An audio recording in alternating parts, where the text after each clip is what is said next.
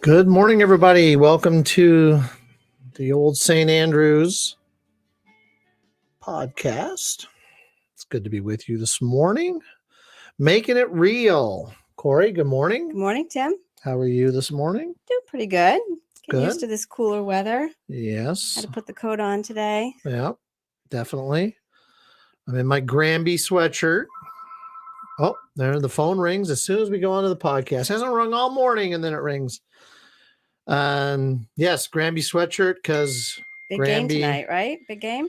Granby is in the semifinals of the state tournament, so we are hoping to cheer on a victory, neutral site against Lyman Memorial down at SMSA Gym. So it's going to be a big one. Good. You even had to buy your tickets online for it. Wow. So, well, good luck. Good luck to Elizabeth and the rest of the team. Thank you. Exciting. Hopefully they can make it to the finals. Yeah. Only one other Granby team has done that. And so we're hopefully be the second Granby team to do it. So, well, this morning we are going to talk with Ryan Gorecki. Did I say that correctly? I think we got it right. Okay. Right? All right. He's backstage. He's going to join us. He is one of the powers that be with Habitat for Humanity, right? Yes. I think he's the liaison for volunteers, and he'll have to speak to his exact He'll title. give us all of his We can give him accolades. a big, yeah. All right. Good. Yeah. So we wanted to have the opportunity because you took a team of OSAers and joined with other faith communities to do a build, right? We did. So Habitat for Humanity runs a variety of different opportunities for volunteering, and they do an interfaith build day. And we contacted them and said we'd be interested. Excellent. They paired us up with another church, another St. Andrew's church. No. From Very Rocky good. Hill, which was kind of fun, and not unknowingly, some of their parishioners knew Karen and her sister, and there were connections there that we didn't know about. Excellent. And so, in addition to building, there were 4 of us that went, and we did a variety of projects to building screens. I learned how to put siding, on the outside of the building. That's good. I have a little siding project in my house. I so know how to maybe do I'll it now. Have you come over and do that. So. And we met a couple from California that travel around Mhm. doing different builds in different parts of the country. Really inspiring, really nice people. They stayed in our parking lot. They did it in an threw RV. Everybody off. And I think almost every person that came through the doors during the weeks that they were here was, what's the RV in the parking lot? Right. Has someone moved into the parking lot? Exactly. Yeah. So they've done builds all over the country, and they had taken a year off, and they were almost, I think, done with their travel, but they were doing some fun things and doing some builds and meeting a lot of people. And Wonderful. Really. And then Karen and her sister made lunch for everyone. So there were about 15 people that helped the project that day in combination with the 2 churches. And it was a great experience. Not only what we learned, the building part, but working with other people, working to help the community.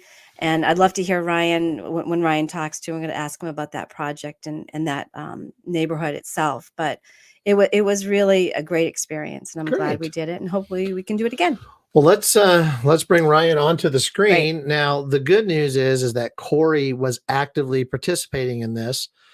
And since the podcasts tend to be dominated by my voice, we should have the opportunity today to have Ryan and Corey really give us some insight onto that project, and on the gift that Habitat for Humanity is to communities. So I'm going to bring Ryan in here. Let me just bring him up on the screen. Ryan, can you see us? I can. How you guys doing? Hey, Ryan. Excellent.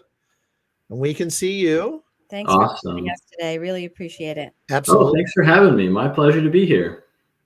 So you probably just heard our introduction. We were talking a little bit about Old St. Andrews' participation recently in a project. So what I want to invite you and Corey to do is to kind of, first of all, introduce yourself, talk a little bit about Habitat, and then we can hopefully maybe focus on some of what was accomplished with that project and see where it's at now and what the final end product is for a family that will hopefully get to live in this new home. So take it away, Corey and Ryan. Ryan, I'd love to hear. So can you confirm your title at Habitat for Humanity for us?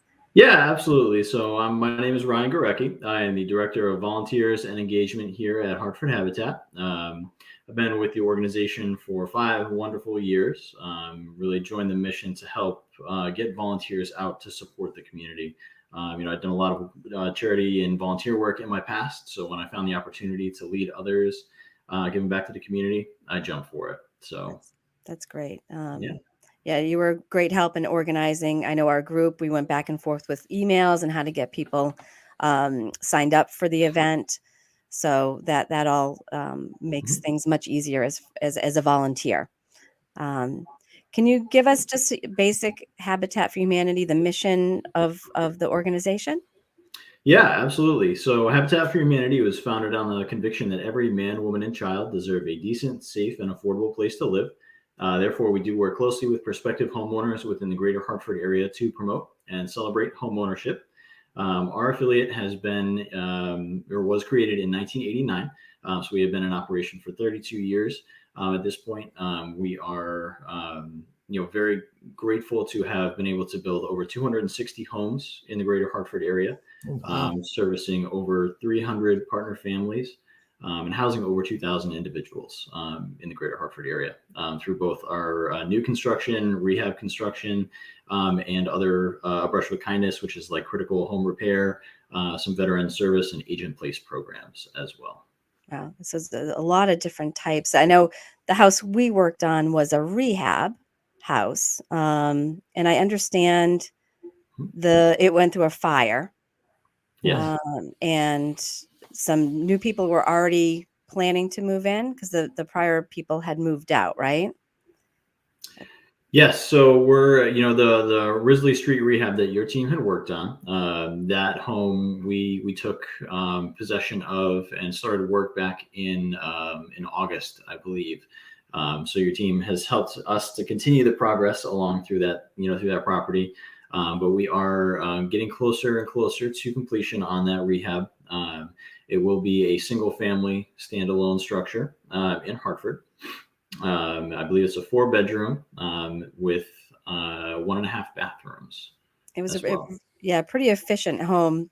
Within the rooms were really decent size. And tell me about that neighborhood, because it seems like there were a lot of homes within that area that had been renovated or were newer. Were all of those part of the Habitat community? Good question. So we had done one down the street, on Enfield Street, not too far away. I don't think that we have done too many on Risley at this point. I'm not sure if we've done. I think we've maybe done one rehab in the past over in that area. But we definitely like to do these rehab properties. That is part of our neighborhood revitalization initiative. So that's definitely something that we're striving to do more and more of as we continue through our construction process. The neighborhood revitalization initiative itself, we have another neighborhood that we're currently working in. We actually just did a dedication of a property on Vineland Terrace in the north end of Hartford. And that is, truly an example of our neighborhood revitalization initiative. We have done to date 2 rehabs in that neighborhood. And we built a new construction project back in 2015 and 16, right on the corner of that neighborhood. So we're slowly working our way down the street to help remediate some of that blight. the blighted properties that are in that area. Really make it, start to get it back to its beauty. So how do you find these properties? Well, and how does that work? Does the Habitat for Humanity own the properties? Great question. So we do outright seek properties. We are a nonprofit organization, so we are grateful for community partnerships that we have that will help provide us these properties at a reduced cost. We also have properties that are gifted to us, which are phenomenal through community partnerships, or as legacy gifts as well, which are truly an amazing way to give back to the mission, and we're truly moved by those. But we are seeking, rehab properties in the Hartford area, in the greater Hartford area as well. And then, of course, for new construction, we are seeking lots as well. So open lots that may be available, for straight purchase, or through community partnerships. We've had a great relationship with a lot of municipalities in the area, as well as with partners such as Eversource that have vacant properties that aren't currently not being utilized to their capacity. So we are able to take those over and do some great work on them. So Ryan, one of the things that I have always appreciated about Habitat for Humanity, years ago, I was when I was actually ordained, when I was a minister in another tradition, at our national convention that we had in Pittsburgh, I was part of a team that did the planning work for having people attending the convention actually do some habitat work. So, I've always loved Habitat for Humanity's mission. One of the things I'm curious about is, what are the challenges or the things that you discover in the revitalization of neighborhoods? For example, one of the, I think, political and sociological hot buttons, especially in urban areas, is when communities go through a gentrification process, which tends to take neighborhoods and revitalize homes. But in that process, people that have been living in the neighborhood sometimes get pushed out by the gentrification process. But what I like about Habitat for Humanity is you work diligently in the revitalization process to keep people that are already in the neighborhood. Is that correct? Yes, that is correct. It's very much a community-based program. So our program really focuses on home ownership for folks, within the median income range of their area. So Okay. anywhere from Yep. about $40,000 to about $65,000 annually per household.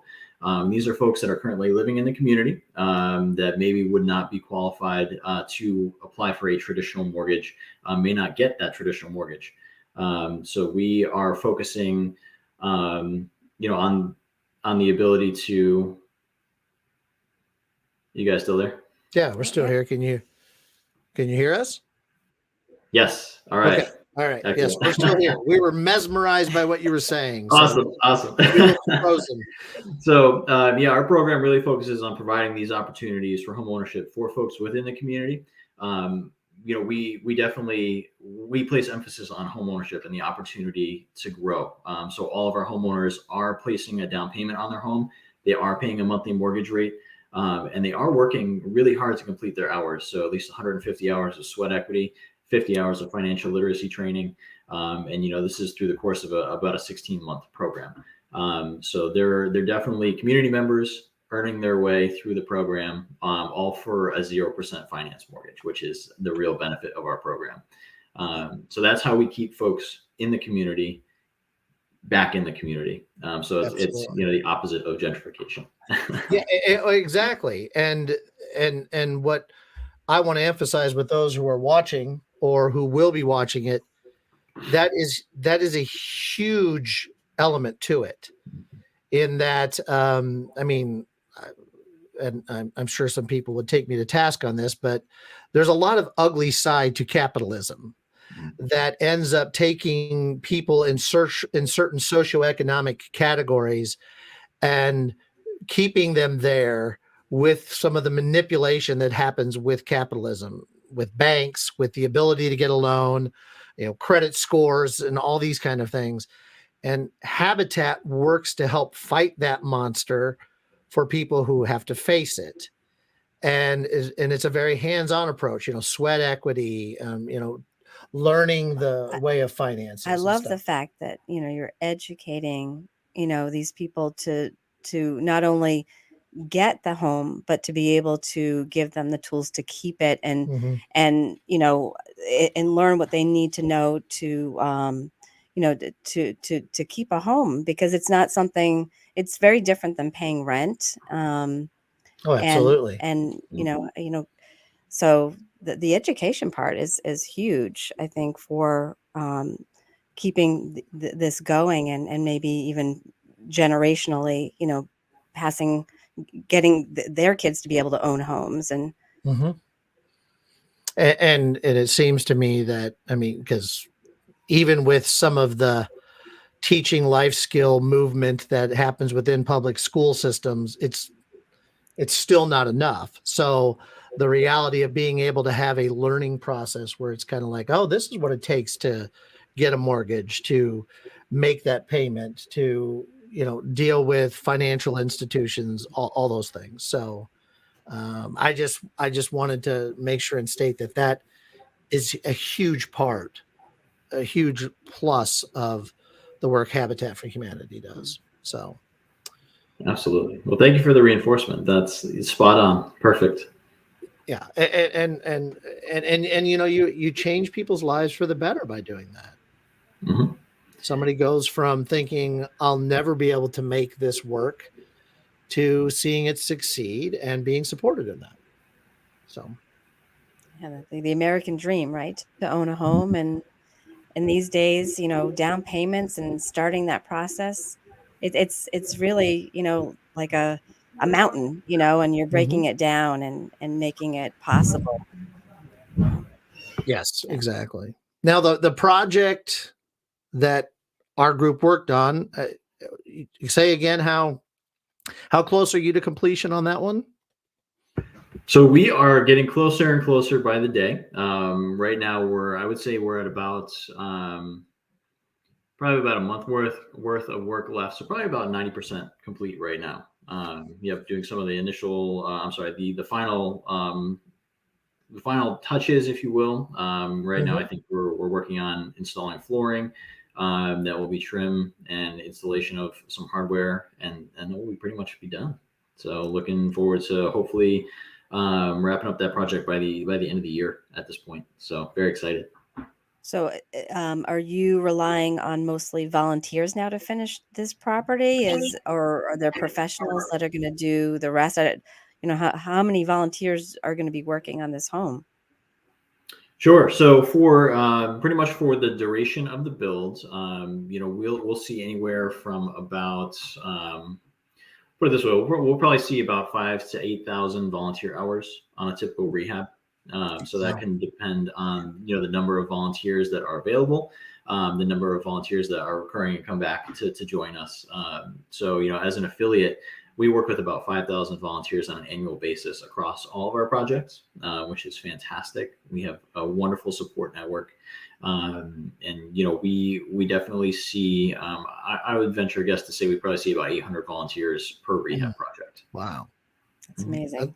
And just the coordination too, that we had a couple people on site coordinating, all the volunteers that were there to keep us on task. Yeah. But, they had everything set up. They knew exactly what we were going to do that day. And we were able to accomplish as much as possible. I know you may have some pictures that you could share. I'm not sure if they're of that project or some other projects. We'd love to see them. Love to see them. Sure. Yeah, I do have some additional photos of actually a home that we completed. I'm just going to share my screen then, if that's all right with you guys. Sure. All right. Wonderful.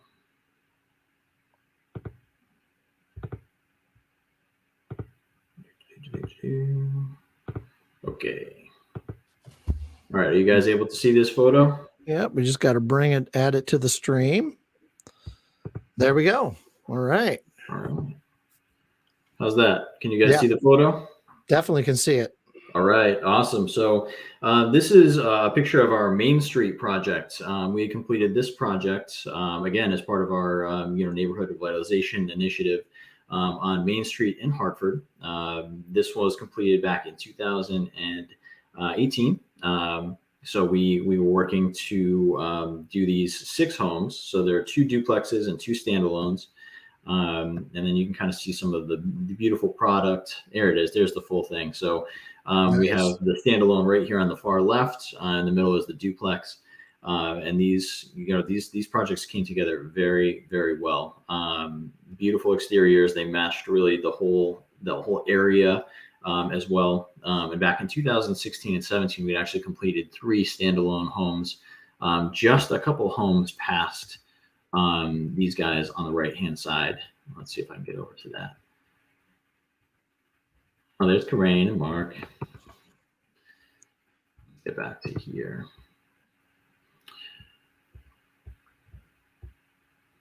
And there's the homeowner celebrating. That was on we had a big wonderful celebration. It was called a Rock the Block celebration, where we dedicated all of these homes on the same day at the same time, and it was really a wonderful ceremony celebrating homeownership with all of our families. Great day overall. That's awesome. Yeah, it was a beautiful project, beautiful results. Everybody was so happy. And this is some of our favorite.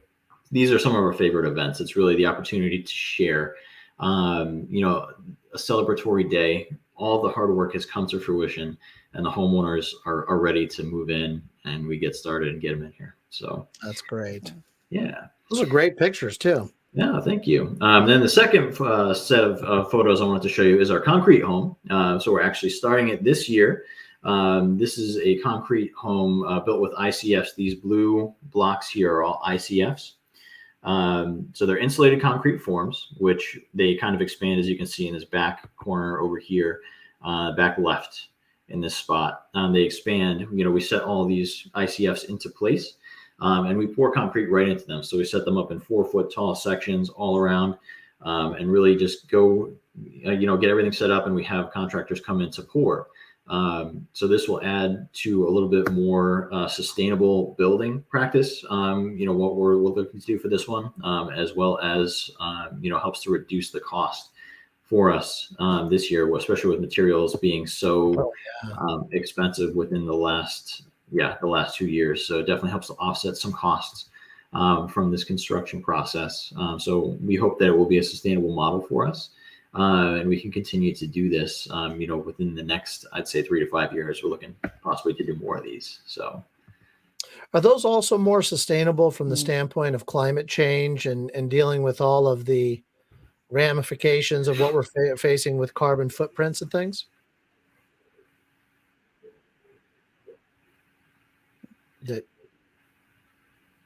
Yes. So it. Yeah, no, go ahead. I must have some sort of delay. Yeah, no, we froze a little bit there. It's okay though. So yeah, that model, it's actually going to be a zero energy ready home.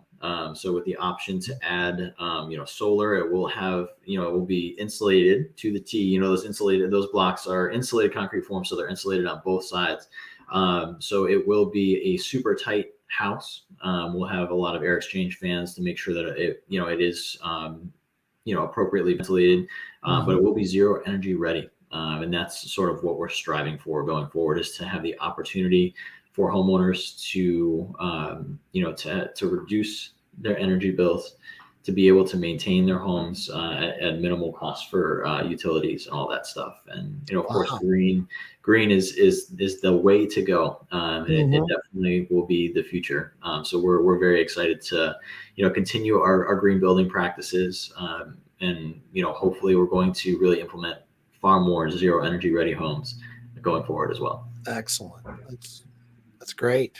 That really is, I think, critical to how we continue to move forward as communities. So that's great. For sure. So, and another part that you kind of reuse things and are the stores, right? I wasn't quite sure how the stores are connected to the Habitat, but Restore Been is. been in there a few times Yep. looking for things. So How does that work, Ryan, with the connection?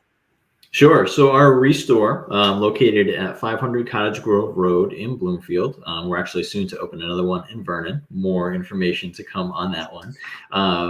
But yeah, the Restore is a donation center. We accept all sorts of household goods, anything ranging from furniture, appliances, windows, doors, cabinetry, you name it as a household good. We've seen it come and go through the doors of the Restore.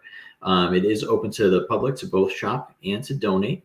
And all proceeds from the sale of these items do go back into our program to help build sustainable, more sustainable homes for our families. A lot of the funds from the Restore do go directly to support rehab programs as well. So a lot of the stuff, the very first rehab program, or the rehab bill that we did actually, or was it on the South End in Hartford? That was sponsored by the Restore. wow. Yep. Nice. So it's a great way to help also keep things out of the landfill. Right. Restore. It's right in the name. We want to make sure that we keep as much stuff that's usable, that's feasible for people to repurpose out of the landfills, and helping keep it green again. That's big. So Yeah. And it's a great place to volunteer too. We have volunteer opportunities over there, really helping our team to offload donation trucks, consolidate inventory in our warehouse, and generally help us out on the floor, really keeping things moving in the store. We go through inventory on just about a weekly basis. Rotates very quickly, so we're always looking for folks over there to help. And it's been an amazing program so far. I believe they're in their 8th year of operation, and it's just continued to grow every single year. So that's great. Good stuff. Yeah. Good stuff. Good to know. So many good things that they're doing, and right here in our community. So what we need to really do is get more opportunities for OSA members to volunteer and work. Right.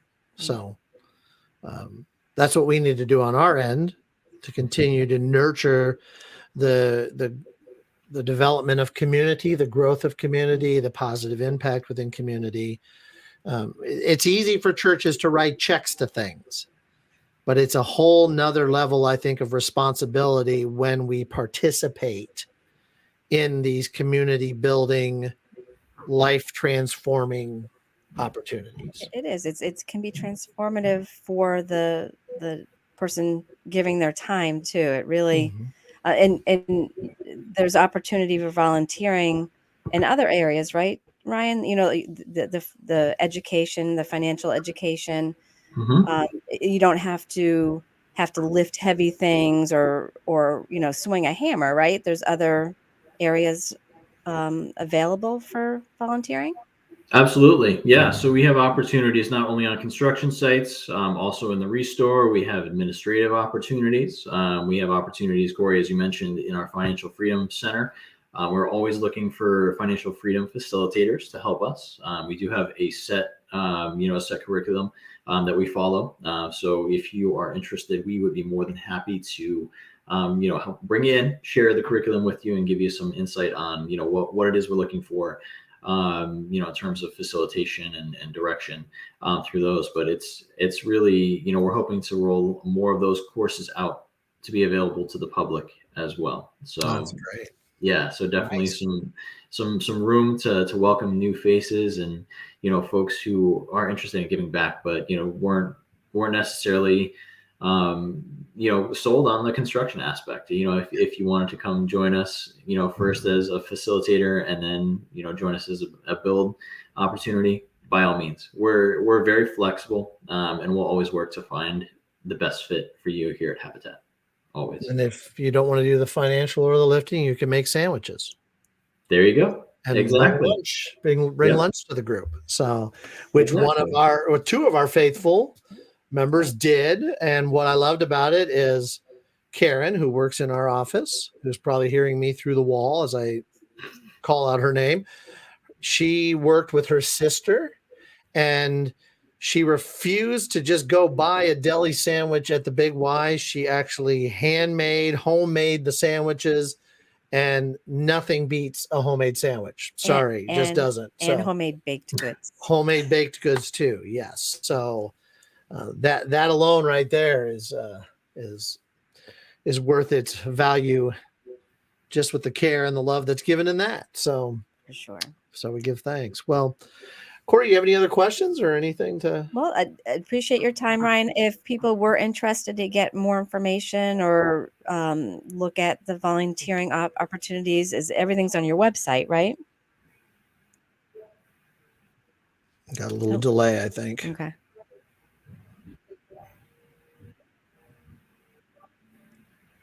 Did we come through yet?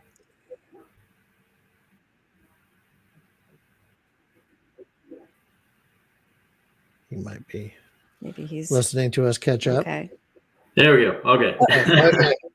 So I believe I caught most of that. If people were interested in learning more, getting more information about how to volunteer or support, please feel free to reach out to me. My email is very easy. It's volunteer@hartfordhabitat.org. Volunteer at Hartford Habitat .org. Yep, perfect. Bring Yep. that up on the screen. I do that right? Yes, sir. Perfect. Okay. Well, people can check that out if you're listening, or if you're going to listen to the recorded version of our time together here with Ryan. Volunteer at hartfordhabitat.org. And like Ryan said, there are lots of ways to get involved with Habitat. So you don't have to be a building expert. You don't have to haul shingles up onto the roof.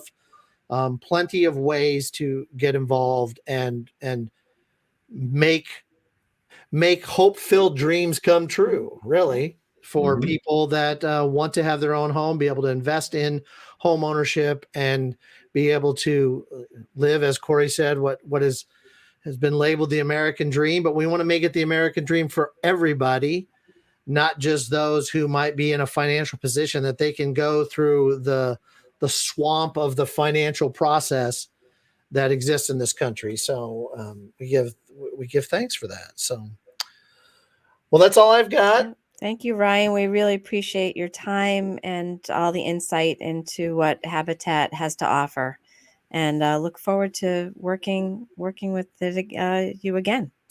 Yes. Thank you, Ryan. We'll definitely be looking to get some more build opportunities for members here.